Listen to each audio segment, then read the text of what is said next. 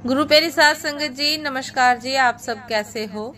आशा करती हूँ, बाबा जी के श्री चरणों में अरदास करती हूँ कि मालिक की कृपा से, निरंकार दातार की मेहरबानी से आप सब बहुत खुश होंगे, मौज बहार में होंगे और अवश्य ही भजन सिमरन में होंगे।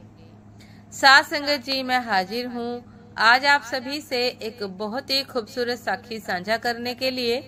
उम्मीद करती हूँ ये साखी आप सभी को बहुत पसंद आएगी। तो साध संगत जी, चलिए आइए समय ना गवाते हुए साखी को आप सभी से साझा करते हैं जी।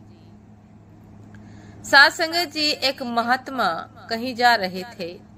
रास्ते में वो आराम करने के लिए रुके। एक पेड़ के नीचे लेटकर सो गए। नींद में उन्होंने एक स्वप्न देखा कि वे रास्ते में जा रहे हैं और उन्हें एक व्यापारी मिला जो 5 गधों पर बड़ी बड़ी गठरियां लादे हुए जा रहा था। गठरियां बहुत भारी थी जिसे गधे बड़ी मुश्किल से ढो पा रहे थे। साधु ने व्यापारी से प्रश्न किया, इन गठरियों में तुमने ऐसी कौन सी चीजें रखी हैं जिन्हें ये बेचारे गधे ढो नहीं पा रहे हैं? साध संगत जी, व्यापारी ने जवाब दिया, इनमें इंसान के इस्तेमाल की चीजें भरी हैं। उन्हें बेचने मैं बाजार जा रहा हूँ। साधु ने पूछा, अच्छा कौन कौन सी चीजें हैं, जरा मैं भी तो जानूं। व्यापारी ने कहा कि यह तो पहला गधा, यह जो पहला गधा आप देख रहे हैं, इस पर अत्याचार की गठरी लदी है। साधु ने पूछा, भला अत्याचार कौन खरीदेगा? व्यापारी ने कहा कि इसके खरीदार हैं राजा, महाराजा और सत्ताधारी लोग। काफी ऊंची दर पर बिक्री होती है इसकी। साधु ने पूछा, इस दूसरी गठरी में क्या है? व्यापारी बोला, यह गठरी अहंकार से लबालब भरी है और इसके खरीदार है विद्वान। तीसरे गधे पर ईर्ष्या की गठरी लदी है और इसके ग्राहक हैं वे धनवान लोग जो एक दूसरे की प्रगति को बर्दाश्त नहीं कर पाते। इसे खरीदने के लिए तो लोगों का तांता लगा रहता है। साध संगत जी, साधु ने पूछा, अच्छा चौथी गठरी में क्या है भाई? व्यापारी ने कहा कि इसमें बेईमानी भरी है और इसके ग्राहक वे कारोबारी जो बाजार में धोखे से की गई बिक्री से काफी फायदा उठाते हैं, वे कारोबारी हैं। इसलिए बाजार में इसके भी खरीदार तैयार खड़े हैं। साधु ने पूछा, अंतिम गधे पर क्या लदा है?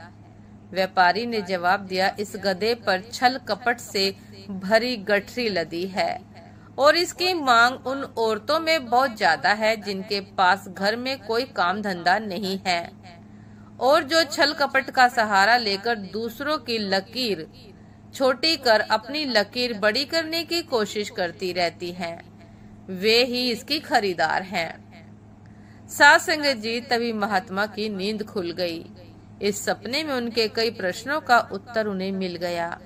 सही अर्थों में कहे तो वह व्यापारी स्वयं शैतान था जो संसार में बुराइयां फैला रहा था और उसके शिकार कमजोर मानसिकता के स्वार्थी लोग बनते हैं। शैतान का शिकार बनने से बचने का एक ही उपाय है कि ईश्वर पर सच्ची आस्था रखते हुए अपने मन को ईश्वर का मंदिर बनाने का प्रयत्न किया जाए। ईश्वर को इससे मतलब नहीं कि कौन मंदिर गया या किसने कितने वक्त तक पूजा की, पर उन्हें इससे अवश्य मतलब होगा कि किसने अपने किन अवगुणों का त्याग कर किन गुणों का अपने जीवन में समावेश किया और उनके रचे संसार को कितना सजाया संवारा।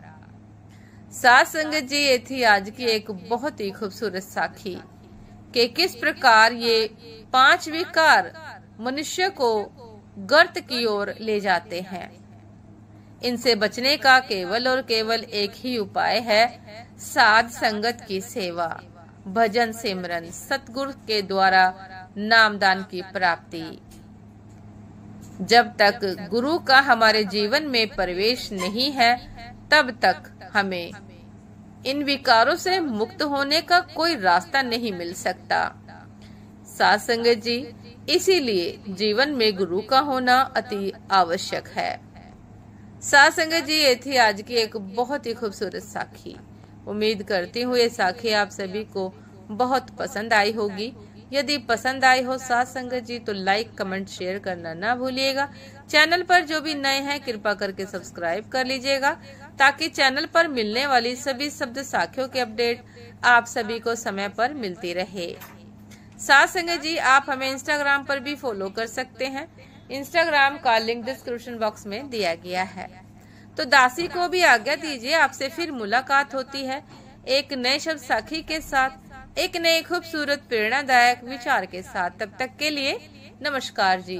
सदा खुश रहिए, मुस्कुराते रहिए, भजन सिमरन अवश्य करते रहिए। नमस्कार जी।